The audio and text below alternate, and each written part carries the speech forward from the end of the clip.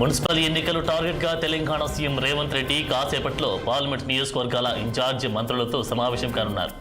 జూబ్లీహిల్స్లోని CM కార్యాలయంలో భేటీ కానున్నారు. Municipality ఎన్నికల గురించి మంత్రులతో చర్చించనున్నారు. ఇక రెబల్స్ ప్రతిపక్ష పార్టీలపై కూడా చర్చించనున్నారు.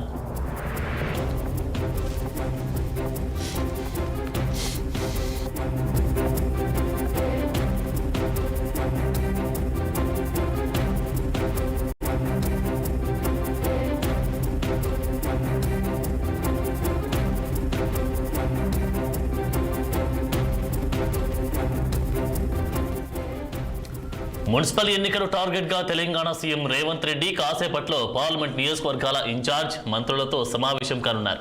ఇక జూబ్లీహిల్స్లోని సీఎం కార్యాలయంలో భేటీ కానున్నారు. మున్సిపాలిటీ ఎన్నికల గురించి మంత్రులతో చర్చించనున్నారు. ఇక రెబల్స్ ప్రతిపక్ష పార్టీలపై కూడా చర్చించనున్నారు. ఇక ఇదే అంశానికి సంబంధించి మా స్పెషల్ కరెస్పాండెంట్ కృష్ణహరి తాజా అప్డేట్స్ అందిస్తారు. కృష్ణహరి.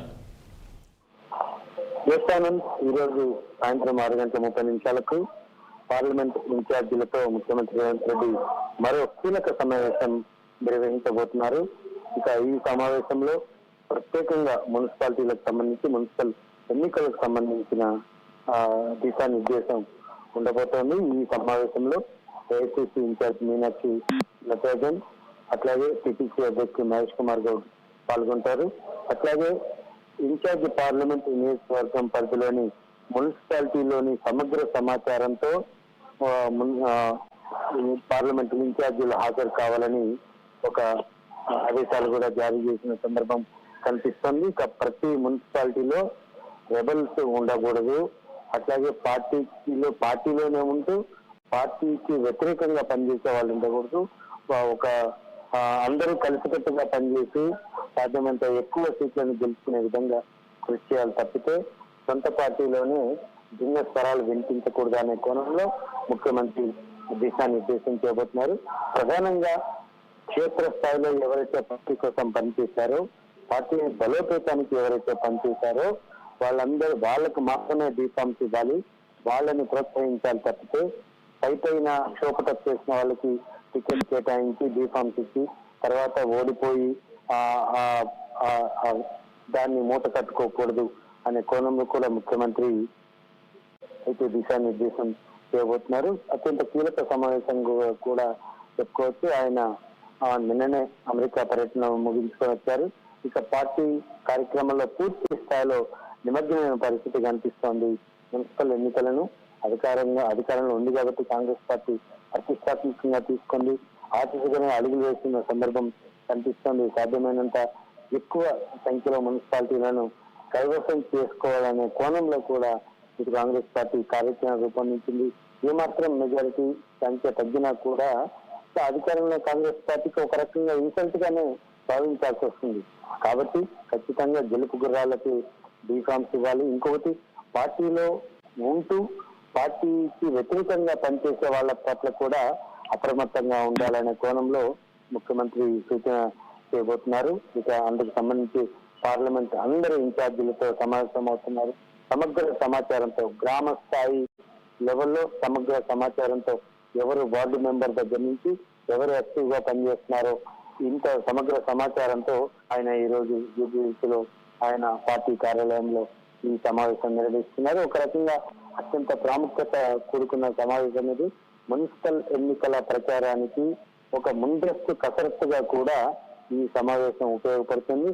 అందరికీ కూడా పార్లమెంట్ ఇన్ఛార్జీలకి అందరికీ కూడా ముఖ్యమంత్రి దిశానిర్దేశం చేసే అవకాశం ఉంది. టీపీసీసీ అధ్యక్షులు కూడా ఈ కార్యక్రమంలో పాల్గొంటారు. అట్లాగే ఏఐసీసీ ఇన్ఛార్జి కూడా ఈ కార్యక్రమంలో పాల్గొంటారు. కాబట్టి ఈ కార్యక్రమానికి అత్యంత ప్రాధాన్యత ఉంది.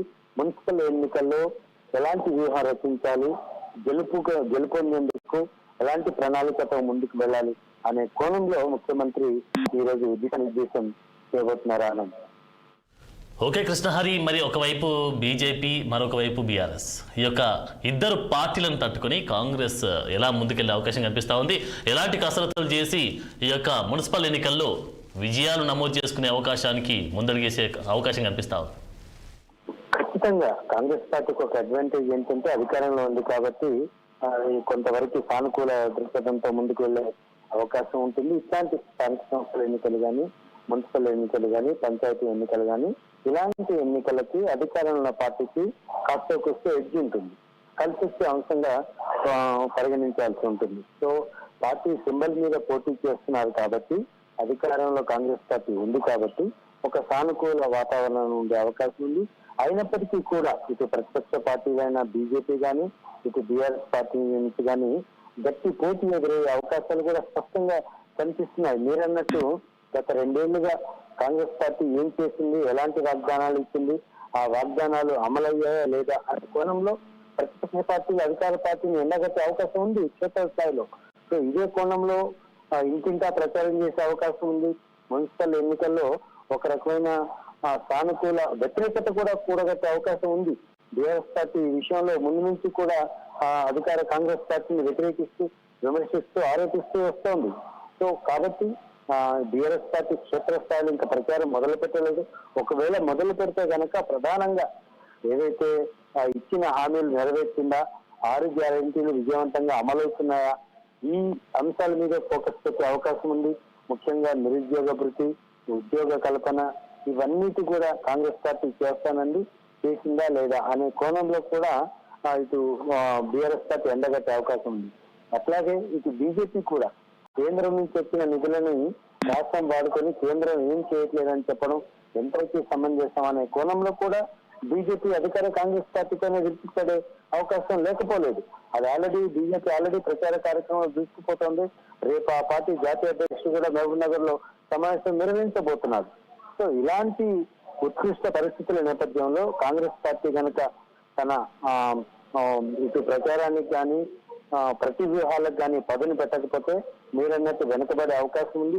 ఖచ్చితంగా ప్రతిపక్ష పార్టీలకి గట్టి పోటీని అధిగమించాలి, అనుకున్న సీట్లను సాధించాలంటే ఒక వ్యూహాత్మకంగా ముందుకు వెళ్లాల్సిన అవసరం కాంగ్రెస్ పార్టీకి ఎంతైనా ఉంది. ఆనంద్ మరి ఫైనల్ గా ఇప్పుడు బీజేపీకి సంబంధించి చూస్తే బీజేపీ అధ్యక్షుడయ్యాక రామచంద్రరావు అధ్యక్షుడయ్యాక మొదటి ఎన్నికలు ఇవి జరుగుతూ ఉన్నాయి. సో ఒకవైపు ఏమో ఇటు బీఆర్ఎస్ సంబంధించి చూస్తే బీఆర్ఎస్కి సీట్కి సంబంధించినటువంటి నోటీసుల నేపథ్యంలో కాంగ్రెస్ మా మీద కక్ష కట్టుకుంది, కాంగ్రెస్ గవర్నమెంట్ మమ్మల్ని మున్సిపల్ ఎన్నికల్లో ఖచ్చితంగా సీట్లు కైవసం చేయకుండా అడ్డుకుంటుందంటూ కూడా బీఆర్ఎస్ కూడా ఒక ప్రణాళికబద్ధంగా ముందుకెళ్తున్నటువంటి వైనం చూస్తూ ఉన్నాం. సో ఈ రెండిటి పార్టీల మధ్య కాంగ్రెస్ గవర్నమెంట్ అయితే ఇప్పుడు అధికారంలో ఉంది, మరి ఎలా తట్టుకొని నిలబడే అవకాశం కనిపిస్తూ ఉంది?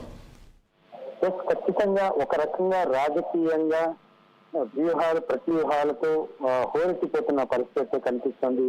గట్టి పోటీ ఉండే అవకాశం అయితే కనిపిస్తుంది.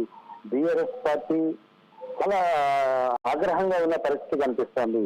కాంగ్రెస్ పార్టీ టెలిఫోన్ ట్యాపింగ్ కానీ, అట్లాగే ఈ కార్ రేసు విచారణ కానీ, కాళేశ్వరం కుంభకోణం జరిగిందని అధికార కాంగ్రెస్ పార్టీ దాని మీద కమిటీ వేయడం కానీ, ఇలాంటి అంశాలన్నిటి పట్ల కాంగ్రెస్ పార్టీ ప్రతీకార రాజకీయాలకు తెరలేపింది అనే ఒక అంశంతో ఇటు బీఆర్ఎస్ పార్టీ రాజకీయం చేస్తున్న పరిస్థితి కూడా మనం చూసాం. ఈ కోణంలోనే కాంగ్రెస్ పార్టీని ఎదుర్కోవాలి, క్షేత్రస్థాయిలో ప్రజాక్షేత్రంలో కాంగ్రెస్ పార్టీకి గుణపాఠం చెప్పాలి అని ఒక కోణంలో తీవ్రంగా ప్రతివ్యూహాలు బీఆర్ఎస్ పార్టీ చేస్తున్న పరిస్థితి ఒక పక్క కనిపిస్తుంటే, మరొక పక్క బీజేపీ పార్టీ కూడా ఆ పార్టీకి నూతనంగా రామచంద్రరావు అధ్యక్షుడయ్యారు. ఆయన కూడా ఈ మున్సిపల్ ఎన్నికలను ఒక సవాల్గా తీసుకున్న పరిస్థితి కనిపిస్తుంది. క్షేత్రస్థాయిలో భారతీయ జనతా పార్టీ బలంగా ఉంది. మోడీ ప్రవేశపెడుతున్న పథకాలు కానీ, మోడీ చూపిస్తున్న భారతదేశం ఎలా ముందుకు తీసుకెళ్తున్నారు, ఎలాంటి పథకాలతో ముందుకు నడిపిస్తున్నారు భారతదేశాన్ని అనే అంశాన్ని చూపిస్తూ ఖచ్చితంగా దేశ ప్రజలందరూ బీజేపీతో ఉన్నారు, రాష్ట్రంలో కూడా అలాంటి పరిణామాల్లో చోటు చేసుకోబోతున్నాయి అనే కోణాన్ని ఆవిష్కరించే విధంగా ఇప్పుడు బీజేపీ తెలంగాణ అధ్యక్షుడు రామచంద్రరావు అడుగులు వేయబోతున్నారు.